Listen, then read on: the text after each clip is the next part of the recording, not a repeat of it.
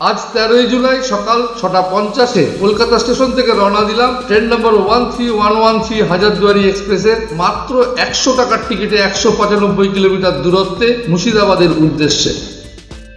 মুর্শিদাবাদ একটা historical place, তাই স্টুডেন্টরা অবশ্যই আসুক এই মুর্শিদাবাদে ঘুরতে এবং এই ঘোরার মাধ্যমে তারা হিস্টোরিক্যাল জ্ঞান অর্জন করতে পারবে। সম্পূর্ণ মুর্শিদাবাদ একদিনে ঘোরা সম্ভব নয়, দুদিন ঘুরেও দেখবেন হয়তো কিছু বাদ পড়ে গেল। আপনারা হাজারদুয়ারি এক্সপ্রেসে 10:20 মুর্শিদাবাদ নেমে বেরিয়ে পড়ুন মুর্শিদাবাদ দেখতে। রাতে হোটেলে স্টে করে আবার পরের দিন সকালে বাকি জায়গাগুলো দেখে 5:35 আবার হাজারদুয়ারি এক্সপ্রেস ধরে ফিরে আসুন কলকাতায়। আমরা এখন কলকাতা স্টেশনের সামনে দাঁড়িয়ে আছি। কলকাতা থেকে রওনা দেব মুর্শিদাবাদের উদ্দেশ্যে 13113 হাজারদুয়ারি এক্সপ্রেস। এখনও ট্রেন যায়নি, 1 নম্বর প্ল্যাটফর্ম থেকে ট্রেন ছাড়বে। তা আমরা আশা করছি ট্রেনটা এক্ষুনি চলে আসবে, আসলে পরে আপনাদের দেখাবো। আমরা এখন কলকাতা স্টেশনের সামনে, আস্তে আস্তে আমরা কলকাতা স্টেশনের দিকে অগ্রসর হচ্ছি। আমাদের আজকের যাত্রা কলকাতা থেকে মুর্শিদাবাদ। আমরা এখন কলকাতা স্টেশনের সামনে একদম। তো আমাদের ট্রেনটা 1 নম্বর প্ল্যাটফর্মে আসবে, আসলে আমরা ট্রেনটা দিলে পরে আপনাদেরকে দেখাবো এবং ওই ট্রেনে করেই আমরা আজকে মুর্শিদাবাদ যাব।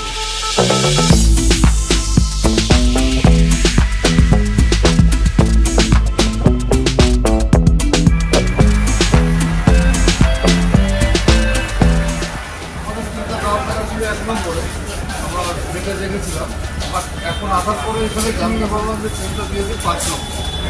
তার জন্য আমরা এখন 5 নম্বর দিকে রওনা দিচ্ছি। দেখি 5 নম্বরে যাই।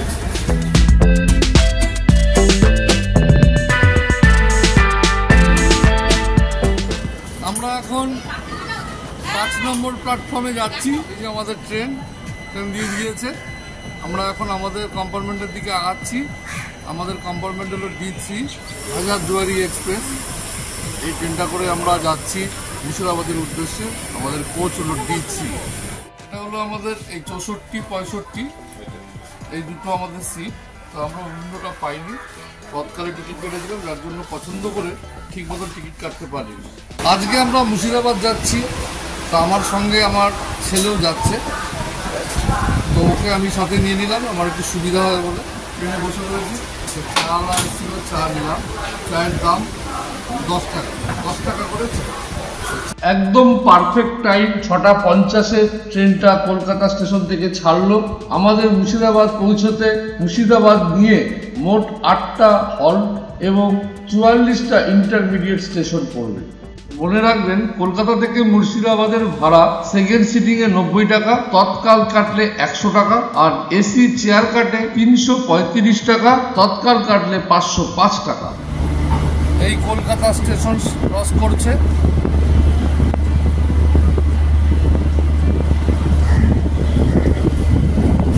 কলকাতা স্টেশনকে বিদায় জানিয়ে আমরা চললাম মুর্শিদাবাদের উদ্দেশ্যে। আমাদের ট্রেনটা একদম সঠিক টাইমে কলকাতা স্টেশন ছেড়েছে, ঠিক 6:50।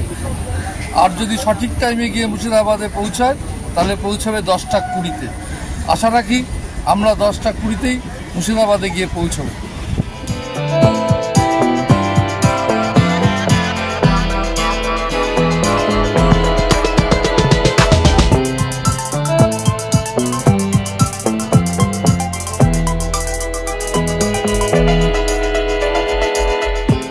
সাতটা 24 একদম পারফেক্ট টাইমে ব্যারাকপুরে এসছে।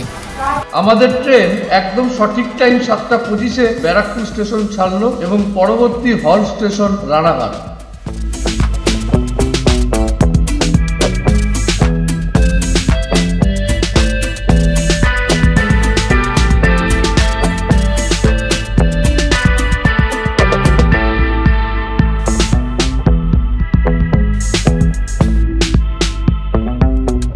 এখন ঘড়িতে 8:20, একদম রাইট টাইমে আমরা রানাঘাট স্টেশনে এসে পৌঁছালাম।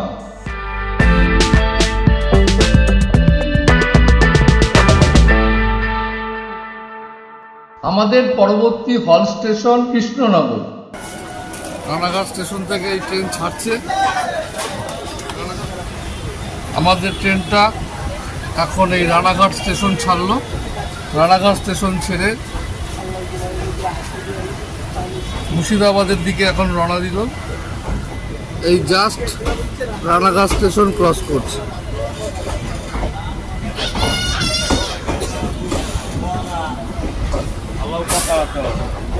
ঠিক 8:46 আমাদের ট্রেন কৃষ্ণনগরে প্রবেশ করলো। এখানে টাইম ছিল 8:50 ট্রেন ঢোকার। বিফোর টাইমেই আমরা এখানে ঢুকে গেলাম। B3 coach. আমরা এখন কৃষ্ণনগর স্টেশনে দাঁড়িয়ে আছি। বিফোর টাইমেই এখানে ট্রেন ঢুকেছে। কৃষ্ণনগর ছেড়ে বেরিয়ে গেলাম। এর পরবর্তী হল্ট হলো বেথুয়া ডবরি। এবার গিয়ে ট্রেন দাঁড়াবে বেথুয়া ডবরিতে।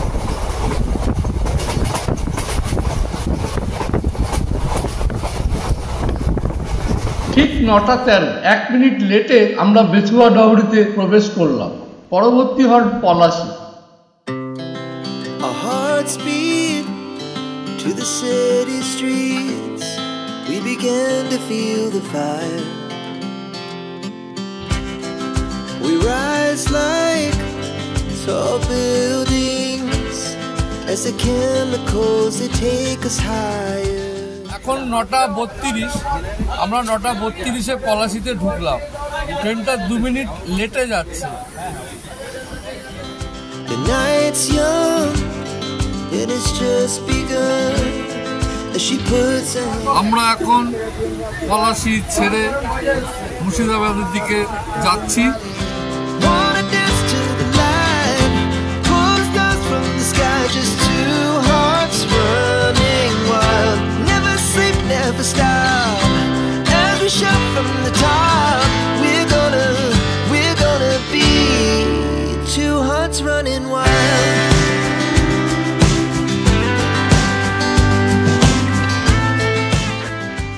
বেলডাঙ্গায় ঢুকলো ট্রেনটা। বেলডাঙ্গায় ঢুকলো ঠিক 9:46। ঢোকার কথা ছিল 9:44।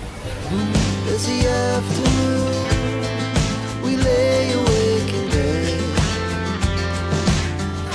আমরা এখন বেলডাঙ্গা স্টেশন ছেড়ে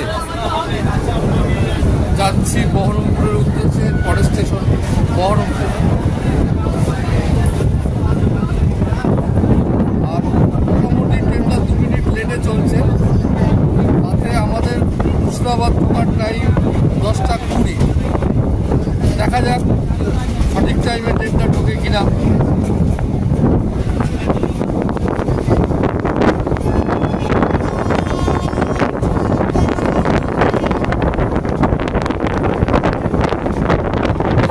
আমরা বহরমপুরে দাঁড়িয়ে রয়েছি। 10:05 ঠিক সঠিক টাইমে বহরমপুরে এসছে ট্রেন এবং এখান থেকে ট্রেন ছেড়ে বেরোবে যখন 10:10। এখানে 5 মিনিট হল্ট করেছে। 5 মিনিট হল্ট করে 10:10-এ ট্রেন রওনা হবে মুর্শিদাবাদের উদ্দেশ্যে। বহরমপুর স্টেশনটা বেশ ভালোই লাগছে। বেশ জমজমাট স্টেশন বহরমপুর। 10:10 ঠিক 10:10-এ বহরমপুর ছাড়লো। So loud as the hours pass, we're gonna do it all again. We wanna chase the night, wanna dance to the light, pull stars from the sky, just two hearts running wild. Never sleep, never stop, as we shout from the top. We're gonna be. We're gonna be two hearts running. কামরা কিন্তু প্রচুর হাঁপার রয়েছে।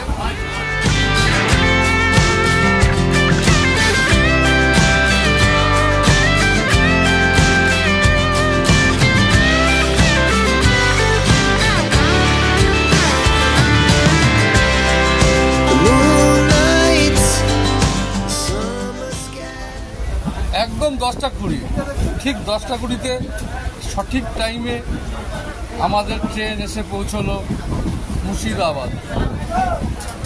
এই Hazarduari express D3 এই ট্রেনটা করেই আমরা এসেছি। আমরা 2 নম্বর প্ল্যাটফর্মে নেমেছি। 2 নম্বর প্ল্যাটফর্মে এখন রয়েছি আমরা। এবার ফ্লাইওভার দিয়ে আমরা ওপারে যাব।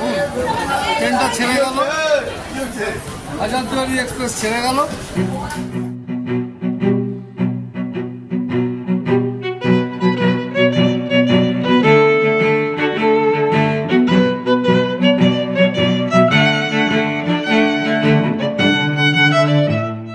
মুর্শিদাবাদ স্টেশনে আমরা রয়েছি।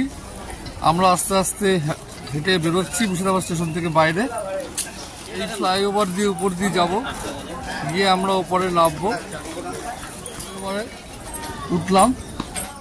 1600 শতকে মুঘল সম্রাট আকবর এই জায়গার নামকরণ করেছিলেন মুকসুদাবাদ। 1704 সালে ঔরঙ্গজেবের নির্দেশে মুর্শিদ কুলি খান রাজধানী ঢাকা বর্তমান বাংলাদেশ থেকে স্থানান্তর করে এখানে নিয়ে আসেন এবং মুকসুদাবাদের নাম পরিবর্তন করে নামকরণ করেন মুর্শিদাবাদ।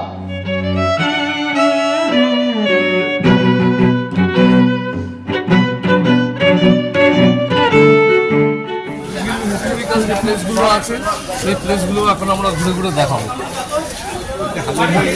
আমার ভাই এসে গেছে, ভাইয়ের সাথে দেখা হয়ে গেছে, তা এখন ওকে নিয়ে আমরা বেরোবো।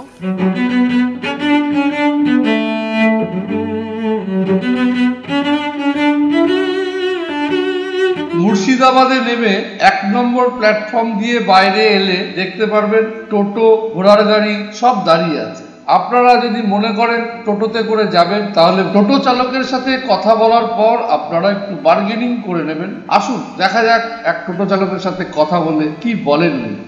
যদি এখন টোটো নিয়ে আমরা পুরো পূব দিকটা পুরোটা আমরা ঘুরি, ঠিক আছে, পার সাইড রয়েছে, মানে পার ম্যান মাথা পিছু 120 টাকা করে, মানে যতক্ষণ আমরা ঘুরবো ততক্ষণ তুমি পুরো এই পার্টটা ঘুরে দেখিও দেখাবে তো। হ্যাঁ, এই পার্টটা পুরো ঘুরাতে যা টাইম লাগবে পুরোটা তো আমাদের দেখতে হবে। 120 টাকা করে একটা সাইড রয়েছে, ঠিক আছে, এক সাইডে 7 স্পট রয়েছে, ওটা দিয়ে 120 টাকা করে। কাটরা কামার মুদি এটা এক্সট্রা আরো 60 টাকা জমা। আচ্ছা, মানে যদি টোটাল খরচ পড়বে 180, 90 যাওয়া 90 আসা, 180 টাকা করে টোটাল পড়বে, হচ্ছে পুরো ঘুরিয়ে দেখাবে, তাই তো? একদম রাত্রি 8টা অবধি। আচ্ছা, রাত্রি 8টা পর্যন্ত দেখাবে, পার হেড 180 টাকা করে পড়বে। পার 180 টাকা খুব ভালো, নিয়ে। খুব ভালো, ঠিক আছে, থ্যাংক ইউ। আচ্ছা, ওয়েলকাম। আমার ভাই ও নিজেই টোটো নিয়ে চলে এসছে, এই যে টোটো চালাচ্ছেন উনি। ওনার নামটা দাদা, তোমার নামটা কি গো? আমার নাম নীতিশ মণ্ডল। আচ্ছা, নীতিশ মণ্ডল আমাদেরকে গাড়ি চালিয়ে নিয়ে যাচ্ছে। তো ভাই এখানে সব ব্যবস্থা করে রেখেছিল, যার জন্য আমাদের কোনো অসুবিধা হয়নি। আমরা মুর্শিদাবাদ স্টেশন থেকে নেমেই দেখি ভাই দাঁড়িয়ে আছে এবং আমরা ওর ঠিক করার টোটোতে উঠে পড়লাম। এবার যাচ্ছি হিস্টোরিক্যাল প্লেসগুলো দেখানোর জন্য।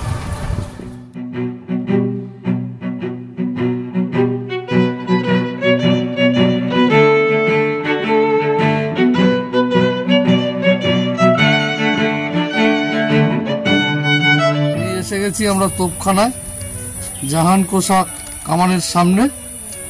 1637 খ্রিস্টাব্দে শাহজাহানের আমলে তার নির্দেশে এই কামানটি তৈরি হয়। এই কামানটি তৈরি করেন জনার্দন কর্মকার এবং তিনি থাকতেন বাংলাদেশে। বাংলাদেশ থেকে এই কামানটি তৈরি করে এখানে আনা হয়। এই কামানটিকে বলা হয় জাহান কোষা কামান।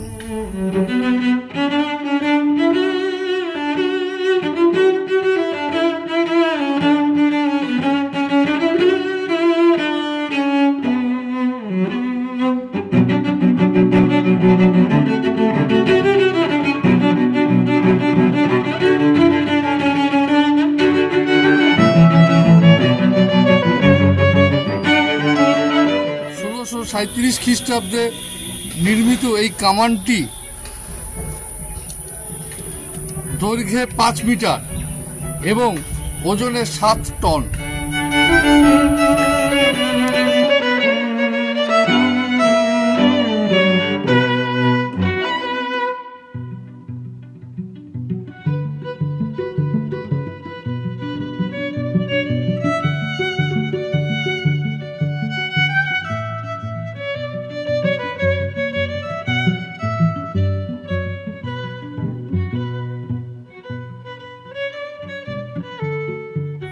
এই টোটো গাড়ি করে আমরা এখন যাব কাতরা মসজিদে।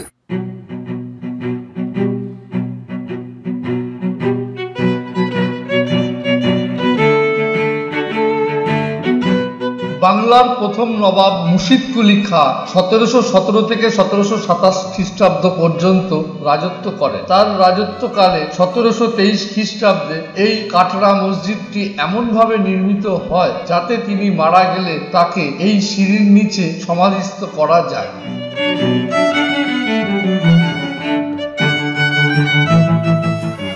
এই যে কাতরা মসজিদ, আমরা এখন কাতরা মসজিদের সামনে দাঁড়িয়ে রয়েছি।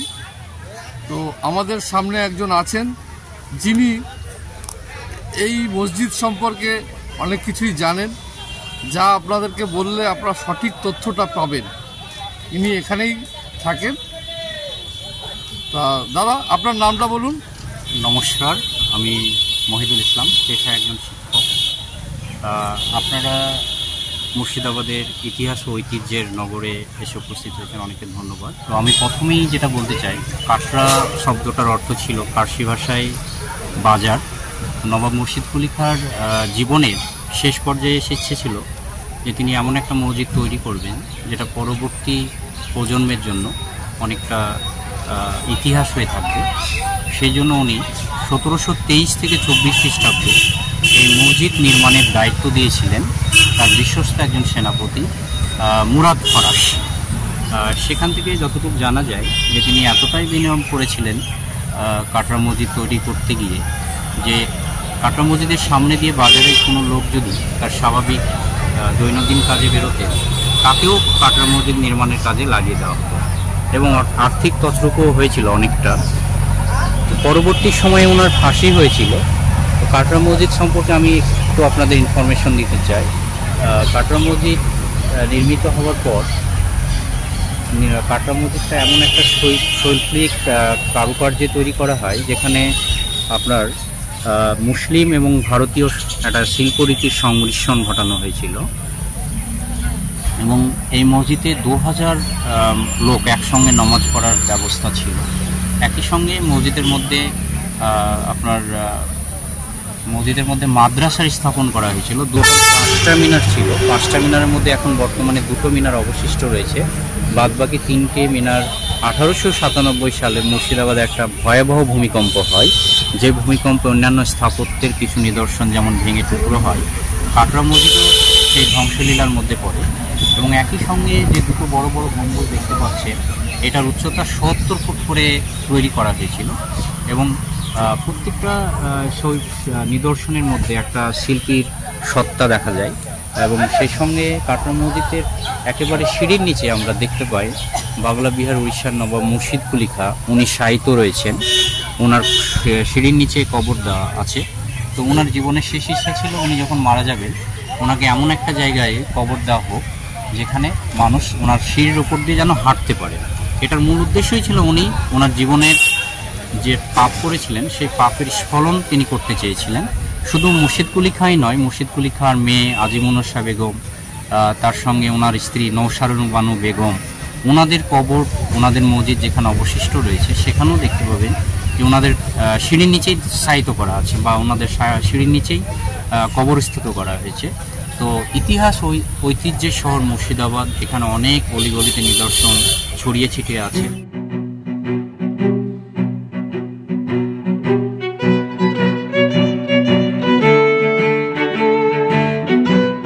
ফরাসি শব্দ কাটরার মানে হলো বাজার। এখানে আগে সবজির বাজার ছিল এবং সেই সবজির বাজারের উপর এই মসজিদটি নির্মাণ হয়েছে বলে এর নামকরণ করা হয়েছে কাটরা মসজিদ।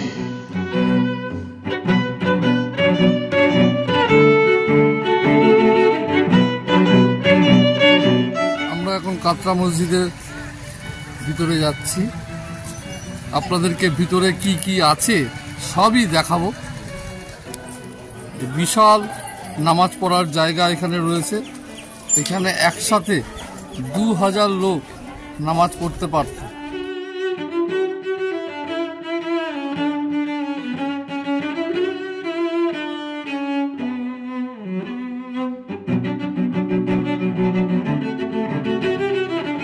এই যে দেখতে পাচ্ছেন, এগুলো হলো এক একজনার নামাজ পড়ার জায়গা।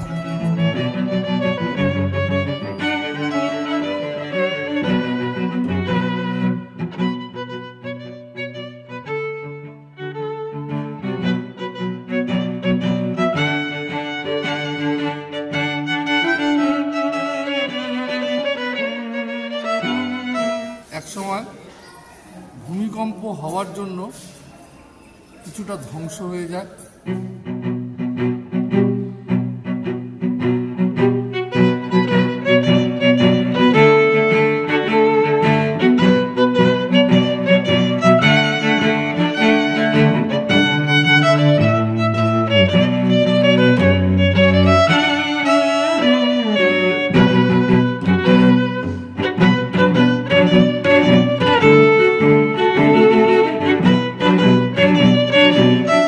মসজিদের উপর থেকে আমি চারদিকটা দেখাচ্ছি।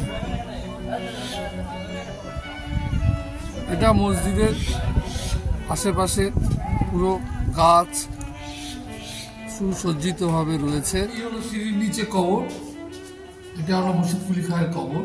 কথিত আছে সিঁড়ির নিচে যদি কবর রাখা হয় তাহলে উপর দিয়ে পাড়িয়ে সবাই গেলে পরে পাপ মুক্ত হওয়া যায়। এই হলো কাতরা মসজিদ। আমি একটা কোণ থেকে কাতরা মসজিদটাকে দেখাচ্ছি। একটা অদ্ভুত জিনিস দেখতে পাচ্ছেন, কাতরা মসজিদের পাশেই রয়েছে শিব মন্দির। এই যে শিব মন্দির, এই শিব মন্দিরের ঠিক অপোজিটে এই হলো কাতরা মসজিদ। এই যে একদিকে শিব মন্দির আর তার ঠিক পাশেই রয়েছে কাতরা মসজিদ।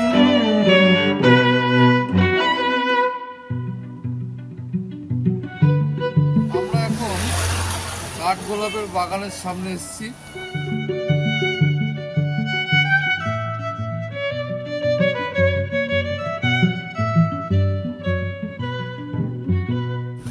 এই গেটটা ভালো করে লক্ষ্য করবেন, এটা একটা নহবত গেট। এই গেটের ঠিক ভিতরেই আমরা প্রবেশ করছি এবং ভিতরে গিয়ে তারপর আমরা বাকিটা দেখাবো।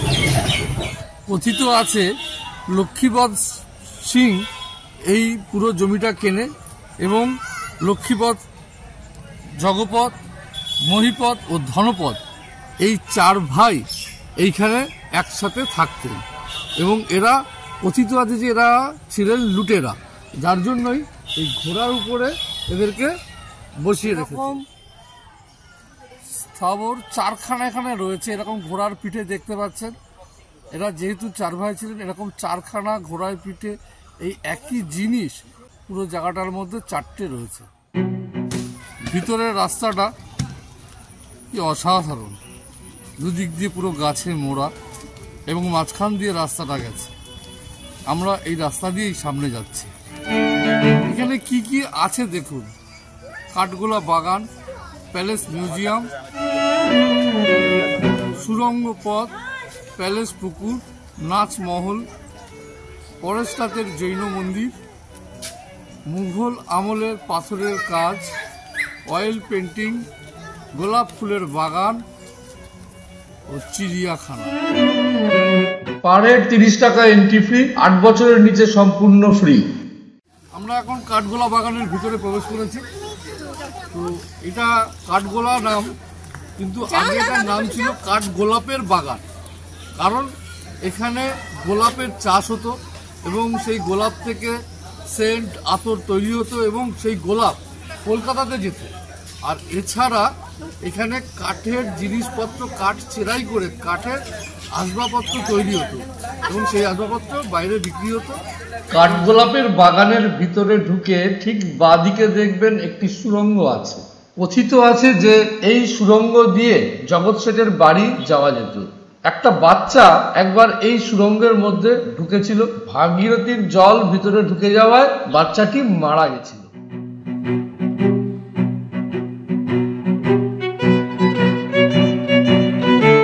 এটাই হলো কাঠগোলাপ বাগানের মূল বিল্ডিং। এখানেই চার ভাই এবং তার পরিবাররা একসাথে বসবাস করত।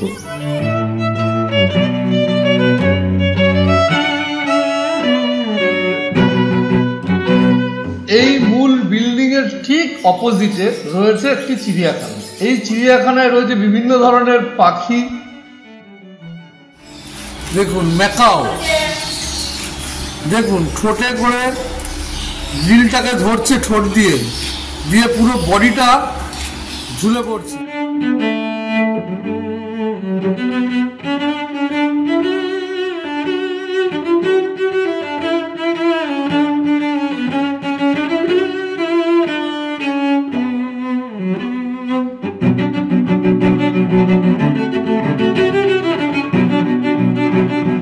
রঙিন মাছ,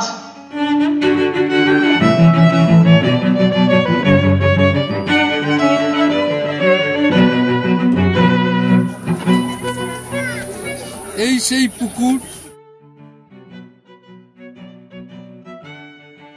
কথিত আছে এই পুকুরেই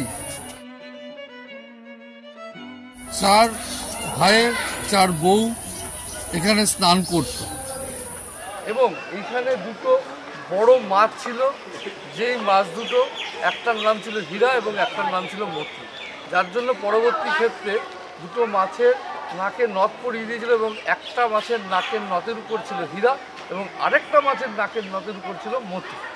এবং সেই মাছ দুটো যখন এখানে মারা যায় তখন সেই মাছ দুটোকে এখান থেকে নিয়ে গিয়ে সেই মাছ দুটোকে এক জায়গায় কবর দেওয়া হয়। সেই কবরস্থানটাও আমরা আপনাদের দেখাচ্ছি। একটু আগে আমরা ওই দেখালাম যে পুকুর, ওই পুকুরে যে মাছের কথা বললাম, যে মাছ দুটো ছিল হীরা আর মতি, সেই মাছ দুটোই এইখানে তার কবরস্থান।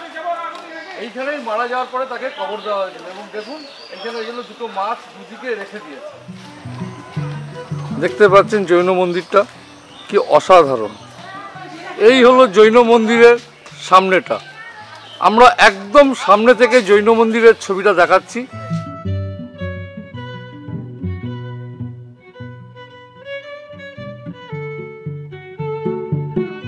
কি নিখুঁত কাজ, দেখুন অসাধারণ কাজ, নিখুঁত কাজ। নাচমহল বলা হয়। তো কথিত আছে সেই সময়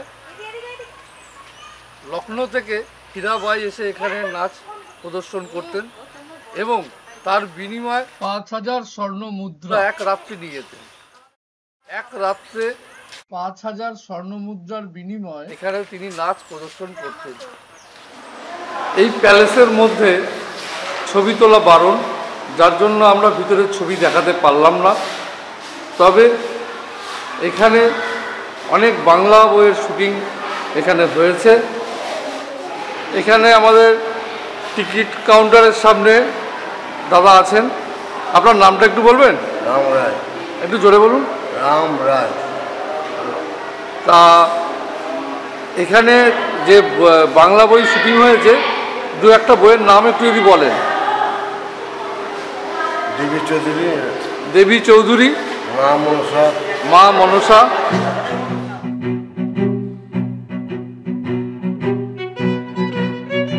চ্যানেল এক্সক্লুসিভ অর্পর পক্ষ থেকে আপনাদেরকে কাঠগোলার ভিতরটা যতটা পারা সম্ভব দেখানোর চেষ্টা করেছি। যদি কোনো আমার ভুল থাকে বা ত্রুটি থাকে বা আমি যদি কিছু আরও ভালোভাবে আপনাদের কাছে কিছু যদি না পৌঁছে দিতে পারি, তাহলে আপনাদের মনে হলে আপনারা অবশ্যই আমাকে জানাবেন, কমেন্ট বক্সে কমেন্ট করবেন।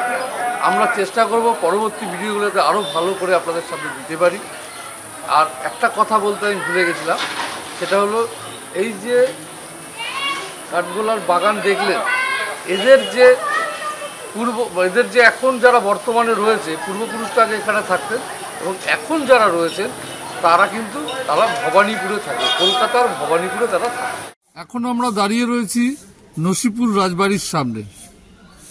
আমরা এই নসিপুর রাজবাড়ির ভিতরে প্রবেশ করছি এবং যতটা দেখানো যায় দেখানোর চেষ্টা করব। ঐতিহাসিক নসিপুর রাজবাড়ি, প্রতিষ্ঠাতা রাজা দেবী সিংহ, স্থাপিত হয়েছে 1776 খ্রিস্টাব্দে। মুঘল যুগের পৃথিবীর বিখ্যাত ভাস্কর্য, পাথরের জাল বা জাফরি তৈলচিত্র, রাজ প্যালেসের মডেল ও বহু পুরাতন অষ্টধাতু ও কোষ্টি পাথর ও শ্বেত পাথরের মূর্তি, সূত্রধরা টেস্টিং জার, 25 চূড়া মন্দির ও অন্যান্য জিনিসপত্র। নসিপুর রাজবাড়িতে যদি প্রবেশ করতে হয় তাহলে প্রবেশ মূল্য 20 টাকা। একদম শিল্পী মডেল থেকে তৈরি করে। আর মডেলের নিচে যে কাচের জারটা দেখেছেন, শত্রু ধরা জার, রাজারা যখন মদ পান করতেন জারে চেক করে খেতেন, বিষ দিয়ে মারার চেষ্টা করলে ওই জারে ধরা পড়তো, কালার চেঞ্জ হতো এবং বেশি পরিমাণে বিষ পড়লে জারটা ফেটে যেত। দেবী সিং যখন কাউকে ফাঁসি দিতে যেতেন না, এই কোট এবং টুপি পরে ফাঁসি দিতেন। ওটা ছিল কায়েতখানা, জেলখানা, যে প্রজারা ওদের বিরুদ্ধে যারা যেত ওই জেলখানায় কারাগারে তাদেরকে বন্দি রাখতো। এখানে বিচার হতো, এখানে বিচার হতো, দরবার হতো বা বিচার হতো। আর বিচারে যখন কাউকে শাস্তি হতো বা ফাঁসির হুকুম হতো, ফাঁসি ঘরে ফাঁসি দিত। এইটা ছিল ফাঁসি ঘর। এই যে চেনটা দেখছেন, এরকম 3খানা চেন ছিল এখানে এবং চেনের সঙ্গে হুক করা ছিল। এখানে ফাঁসি দিলে পরেই এই দেখুন ঠিক নিচে এই জায়গাটাতে কুয়োর মতন ছিল এবং এখান থেকে কাঠটা সরিয়ে দিলে পরেই বডিটা নিচে পড়ে ঢুকে যেত এবং মারা যেত এবং তারপরে ওই সুড়ঙ্গ দিয়েই ওটা গঙ্গার জল দিয়ে ভেসে যেত। এইখানে কিছুদিন আগে একটা দুর্ঘটনায় একটা বাচ্চা কুয়োর মধ্যে পড়ে যায়, যার জন্য প্রশাসন থেকে এই কুয়োটাকে বন্ধ করে দেওয়া হয়। এখানে অনেক সিরিয়ালের শুটিং হয়েছে, অনেক সিনেমা শুটিং হয়েছে। কিছুদিন আগে বেহুলা হলো প্রফুল্ল, একদিন ছিল রাজা, অরিজিতের গানের অ্যালবাম। এটা ছিল অরিজিনাল ছবি। 1 ঘন্টায় 5000 স্বর্ণ মুদ্রা লাগতেন অরিজিনাল। এটা কম্পিউটার ছবি নতুন করে করা হয়। আর এই ছবিটা রাজা দেবী সিং, যাকে ইতিহাসের ডাকাত দেবী সিং নামে পরিচিত। এটা দেবী সিং এরই ভাইয়ের ছবি। এনার নাম হলো কীর্তিচাঁদ সিং, এটা ভূপেন্দ্র নারায়ণ সিং। এটা রামচন্দ্র দেবের মন্দির, ভিতরে আছে সোনার রাম সীতা, রাম লক্ষণ সীতা ভরত শত্রুঘ্ন হনুমান। এই মন্দিরে এখনো দৈনন্দিন দুবেলা নিত্য পুজো সকাল সন্ধ্যে হয়। এই যে এত বড় একটা পাথর দেখেছেন, একটা পাথরের পিসকে দেখুন ছেনি হাতুড়ির সাহায্যে হাতে কেটে কেটে তৈরি। যে শিল্পী তৈরি করেছিল তাদের হাতের কবজি, বুড়ো আঙুলটা শিল্পীর কেটে নিয়েছিল, যাতে শিল্পীরা এই কাজটা অন্য জায়গায় না তৈরি করতে পারে বলে। পানিপথ থেকে মায়ের মূর্তিটি এনেছিলেন। একটা মায়ের 3টে রূপ, মানে একটা মূর্তিকে 3বার পূজা। আপনার সব জায়গায় কালী দেখেছেন, কালী জিভ থাকে, পায়ের তলায় শিব দেখেছেন। ঝাঁপিতে উঠে দেখুন, এই মায়ের কোনো জিভ নেই, সিংহের উপরে কালী। দেবী সিংহের বাড়ির ভিতরে আমরা রয়েছি। এটি হলো কালী মন্দির। এখানে সমস্ত দলিল রয়েছে।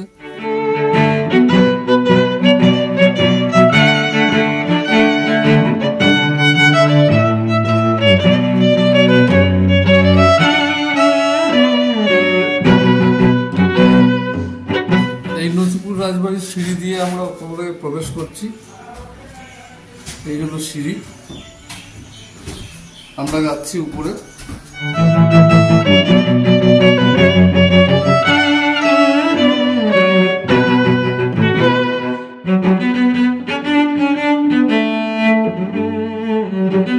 আমরা এখন সিঁড়ি দিয়ে নিচে নামছি, রাজবাড়ির সিঁড়ি দিয়ে নিচে নামছি। মুর্শিদাবাদের বাকি জায়গাগুলো আপনাদের সামনে তুলে ধরছি পরের পর্বে। লাইক করুন, শেয়ার করুন, সাবস্ক্রাইব করুন, কমেন্টস করুন, বেল আইকনটি প্রেস করুন এবং সঙ্গে থাকুন, দেখতে থাকুন।